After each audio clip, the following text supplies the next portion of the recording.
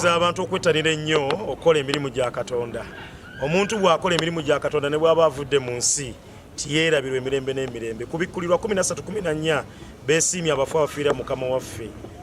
Ekigambo ekyo kitegeeza nti omuntu akoledde Katonda ne bw'aba avudde mu nsi asigala ng'erinnya lye weeriri. Abantu bangi abavudde mu nsi nga tebalina bwe bajjukirwako mu ddiini yonna. Tebalina kye baawaayo mu muzikiti, tebalina kye baawaayo mu ekereziya, tebalina kye baawaayo mu kanisa. Olufa erinnya lye liggwaawo. Ebintu byonna bijja kuggwaawo, amakampuni na buli kimu, naye erinnya ly'omuntu oyo akoledde Katonda lirisigala mu institution eyatusooka mu nsi ate ejja okubaawo ffenna nga tugenze.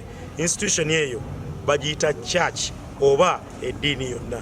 Nkubiriza abantu okwettanira okukola emirimu gya Katonda kubanga awatali Katonda ffenna tetuyina kye tuyinza kubeera. Bali tukikola buli kaseera. N'omugezi yali wali Profesa Mesukiri nga kyalina amakanisa n'amakereziya.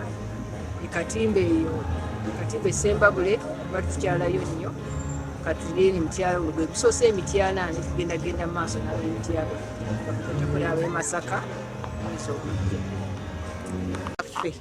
Baffe abaawule ffe tuzaala omwana oyo bamuzaalira wano e Lusimbi era twebazizza olw'ekikolwa kyakoze okujjukira awaka nadda awaka.